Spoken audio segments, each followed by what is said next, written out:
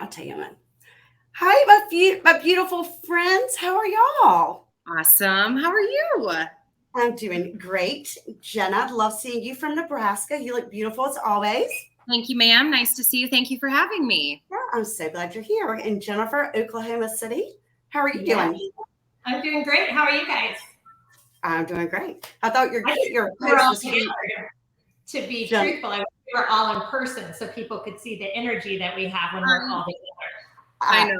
I was I thinking don't that. think they could keep up. together. Probably not. But I like your post with the three gens, three I mean, it was remarks. accurate. Yeah, that Loved was it. very good. So Yeah. tell me That was about your good. market. What is your market like, Jenna? You Just know, in general overview. yeah. I mean, I think the really nice thing about being in Nebraska is that our economy is so incredibly stable, right? And we see that trickle down to our market all of the time. There's a lot of people that we talk to at our Remax events that, have seen different things trickle down after COVID, right? And so they've seen really high highs and really low lows. And we've just kind of managed to stay at a steady. We're a little bit of an anomaly here in that people are always coming and going. Our inventory obviously is really low. We have a ton of new construction that's happening, but so much of it is just not quite yet ready. But things are continuously moving. Our numbers are down kind of overall. I think some of that is just from the inciting of fear from media and uneducated people about interest rates and things like that. So I feel like my team and I are working double time and overtime just to fill in the education portion so that people are really, they're not feeling the panic that they shouldn't need to feel. That's right. I would agree with you. What about with you, Jennifer? How's Oklahoma City? It's very similar to what Jenna said. It was interesting in doing some statistics. A lot of you who know me do that. I do a lot of new home sales, and that's really been a big portion of my career. And right now, 46% of our inventory are new homes on the market. Yeah. Right now. But we're really steady. Our sales prices are up from last year, and our inventory is down. Yeah. Yep. So that's the same thing. We're at 53% right now is new construction. Yeah. Yep, 53%. So that's kind of interesting. We overall are down 22% year to date in sales, but so much of that has just been Q3 and the beginning of Q4. I mean, we don't have very many Q4 stats yet, but I mean, I feel like that's a pretty significant number, just saying 22% down this year so far. Yeah. 22% down in sales. Is that what you're saying? Yep. Just in total number of closed transactions. But the 53% for new construction, I feel like is pretty standard for us. I also feel like we've seen such delays in the time factor for new construction. Jennifer, I'm sure you see this all the time. Absolutely. I feel like we've never really caught up after COVID, after all of the material delays, all of the labor delays. I feel like we're still, perpetually playing catch up. Yeah, I would agree with you. I feel like the nation's kind of like that, don't you? Yeah, I mean, from all the people I talk to. Right. Whether it be new homes, flips, anything else. I mean, I think the supply chain is improving. We've noticed that windows have gone from 4 months to 6 weeks now. Right? We know that things are going to start to improve on the supply chain kind of everywhere. Furniture is more readily available, all of that. But I'm with you, Jenna. Our new homes are usually probably 40 to 50% of the market. Right now, and we're only looking to be down about 7% year to date here. That's awesome. Well, and our sale, our average sales price still is up. We're over 9% up still, which is great. And I feel like, did you all see in your markets an increase in your days on market averages simply because in our market, on our MLS, we have the ability to do something called, no-show status. Yeah. So we can advertise it. We can tell the world, hey, this property is coming, just to generate and market and create the buzz, but nobody's allowed to go in it until 2 days later, 1 week later, et cetera. And so our days on market, I feel like that count is a bit skewed.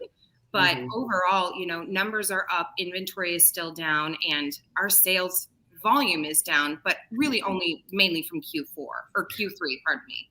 No, I would agree with you. That's the same thing. I was just looking at mine too. Our closed sales are down 25%, but our average sales price is up 13%. Yeah, that's right. And our inventory is down. We only have an absorption rate of 1.8 months. So, Oh, wow. so it doesn't, the balance market will have 4 months of absorption rate, meaning that the number of homes listed, if everything were to stop being listed, how long would it take to sell those? So we're still seeing it's a strong seller's market still here. We're at 3.3. So we're getting really close to balanced here, which I think is nice. But then of course, we've got the people who are panicking. And we saw a lot of people try to get into real estate over the past 24 months. But I feel like that's not necessarily, going to be beneficial to them, because unless you had those pre-existing relationships and things like that, you may have worked a whole lot and not been able to have anything come to fruition. So I'm looking forward to the balanced market and my lenders returning to, normal, and even things like our inspectors. We want everybody to be able to continue to work and keep our economy strong here. Yeah, 100%. We're That's interesting about the new homes. We're at 1.5 on our absorption rate. You're at what, Jennifer? 1.5. Oh, wow. Yeah. So you're still low. So we're still pretty low. And our days on market went an average of 7 last year, days on market to 13 this year. So we're still really low. Ours aren't much. I mean, last year it was 23 to 25. So, I mean, it's still, I think we're still seeing good numbers here too. It's interesting because I'm more like you, Jenna. We haven't really seen the high highs and the low lows. I mean, it has progressively, our prices have gone up and all that. But you talk to people like Mark Cruz in Colorado. I mean, he was, 400,000 and 500,000 above list price, Sure. which we haven't, we have seen a little bit higher, but not the extremes. I guess I'm kind of surprised by that. Jennifer, in your market, what percentage is the majority of people in the area? Are they tourists? Are they people that come for second homes, vacation homes, or is there a large population that's there year round? It is probably 50-50. Honestly, Okay. I would say we do have a lot of tourists. We do have a lot of second homes. Great question. Mm-hmm. But it's interesting how COVID has sort of shifted things. If you had asked me 2 years ago, I would have told you probably 50% of my clients were moving here from New York, New Jersey, and they were retiring, and they had sold their houses, and they were young retirees, and they had tons of energy, and they wanted to move to the beach, and they were paying cash for a house and enjoying it. Now with COVID, people being able to work from home, our job market here isn't great. So now you're seeing the younger people that have their good jobs in New York, New Jersey, wherever, and they're moving here. But we have also seen an influx from California and a lot of people from Florida recently. Sure. Yeah, we've seen. When you asked that question to Jennifer, I was like, tourism, second homes in Oklahoma City. I think it's the other Jennifer. Yeah, I don't think it's you. Well, and we've seen the same type of influx. I think so much of it is, people who lived in Nebraska at one point in time, or people who are, coming from one of the, either side, either coast, but they're taking their salary from New York City, from LA, from Orange County, things like that.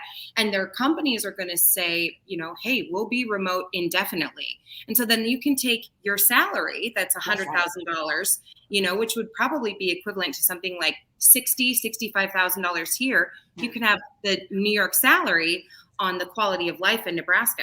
So we've seen a really large influx of that, or people returning that, I never thought I'd come back to Nebraska after all of the places that I lived, but I did. And, it's worked out for me. So we saw a lot of that too. Yeah, that's interesting. And I've never been to Nebraska or Oklahoma. So I'm geographically kind of. No, I need to go visit you ladies. Yes, you do. Yes. And have you all seen, I focused a lot lately, just kind of what's it like to be in the mindset of the buyer right now, right? And so for us, I'm sure we talked, at one of the events that we collectively were in, but I think it's really important for buyers to hear right now, with the interest rates that have been spiking, first of all, they're not that bad. They just aren't. And second of all, if you were to look at the amount that you would spend more in 1 month for your mortgage, in comparison to the tens of thousands of dollars that people had to come cash out of pocket over appraised value, they really don't compare, right? Let's say you're talking about the same $300,000 house. If you pay $200 more monthly on your mortgage, but you had to pay $30,000 more, because we were an average of 9 to 12% above listing price, 6 months ago. And that's cash out of pocket. you didn't get more house. You didn't, in fact, even build more equity in your home. You just instead came that much out of pocket. So I actually feel like it's a far superior time to be a buyer right now, but people aren't getting that information. And I feel like that's what we're up against, at least locally, is where everybody's saying, I'm not going to buy right now. Interest rates are so high. But right now is when you don't have to also be doing the bidding wars as much or spending the tens of thousands of dollars out of pocket. That's right. That's the message I've been focusing on for my buyers, at least, is you're actually going to save a lot right now. Absolutely. I think it's important that if you're thinking about buying or selling in the next year, to go ahead and call your local real estate professional and set up a plan, because I mean, I was just talking to my lender now. I mean, and I think Jennifer and I were talking a couple of weeks ago about the 2-1 buy down, but they're also, you can assume the VA loans and the FHA loans at the lower interest rate. So, and that's something we haven't seen in a long time. Yeah. So there are a lot of good plans out there to help, I feel like, help everybody. And I agree with you. 6 months ago, it was terrible to be a buyer. I mean, it was a bidding war, 20, 30 offers on each house. And you were getting a better home, No. right? You were spending more money for the right to be the one person. That's right. The one person that got to buy it. And so if you instead get to buy the house that you love now at a true fair market value, I mean, if you have to refinance in 6 months, 12 months, whatever that looks like, you still are going to be far ahead in terms of just the money that you've saved. Yeah. That leads me to Jennifer and I were talking about the 2-1 buy downs. When you talk about, like, Jenna, your market being 50% new homes, our market being close to that, every builder is offering that. And I'm not a fan of it. I think the numbers lay out much better to take that cash and closing costs and pay for your refi. The numbers line up to be so much better to do that. And the fact remains, if interest rates go low again, the buyer demand is there, and you're going to be paying over again, and you're going to be in a more aggressive market. So you can secure a home right now at a much better value to you overall. Take that money, save it in an interest-bearing account, and pay for your refinance if you feel you need to when rates go down. Yeah, agree. And are y'all seeing all the posts from Maria and Tiffany and Josh? I keep putting them over there. Friends. Yeah. Go Blue, Josh. I'm sorry to interrupt you, Jennifer. What are you saying? You're fine. I just think what you and I talked about before, Jennifer, is that everyone's going to come out with a new song and dance when it comes to lending or a way to get you in. But the fact of the matter is, your real estate professional and hopefully your lending professional can guide you through what is the best decision for you right now. That's exactly right. Well, and to your point about your local lending professional, gosh, I can't say enough how much value I think a local lender can bring to the process. I think the same way we pride on being creative problem solvers, right? And figuring out what is the solution when people think there isn't one, we're going to create one. I think a local lender does exactly that. And I think that people get such a skewed view of what the big box company lenders are, right? And they have massive amounts of money behind their marketing, but people don't understand where and how that money is used and manipulated in advertising. So they don't know all of the fees that they're paying. Whereas if you can have a conversation with a lender who is, 5 minutes from you, and they can call you and take the time to do real research for what kind of product that they can utilize for you to get the right kind of lending program, I think it matters so much more than people really understand. Right. And deals go smoother. Plus, when it comes time to refinance, you've already got that relationship. You get the relationship with the lender and the title company. Use that as part of your negotiation, that I want to use you as a lender, but when rates go down, because what goes up comes down, can I look forward to working with you at a reduced cost in order to refinance? And can you call me and tell me? Let's not pretend as though everybody has the time to continue monitoring that and monitoring, what will I qualify it for and not, rely on them to help you save money, because money is just a tool, right? It's just how we use it. Right. Exactly. That's excellent points. Yeah. So in summary, great time to buy, sell. I would say all of it. Yeah. I mean, so I follow Keeping Current Matters a lot, which is, a great mailer. And they were just talking a lot about, when I have conversations with sellers right now, people are really nervous. Yes. They're really nervous about, are we on the precipice of another crash, another 2008 scenario? And they sent out really good information about why and how things are so different right now, right? Inventory is different right now. We have such a huge inventory shortage that we're not going to really necessarily be afforded the opportunity to have a crash because there's not enough to buy in the first place. 2000, I got into real estate in 2007. And when I would go into a listing appointment, I would tell them it would take 9 to 12 months. That was the average days on market, 9 to 12 months to be able to sell their home. I mean, you talk about saturation rate, it was not 9 months. Yeah. Saturation. I mean, it was incredible. It was crazy.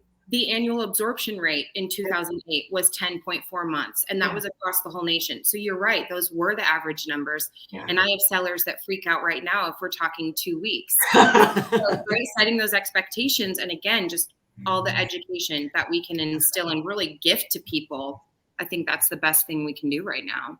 No, I agree with you, too. And if you look historically in recessions, property values haven't decreased. Property values have continued to increase during recessions. So it is really, I mean, homes, whether they're for your personal, your second home, your investment home, they're a very safe investment. They always have been, and they always will continue to be.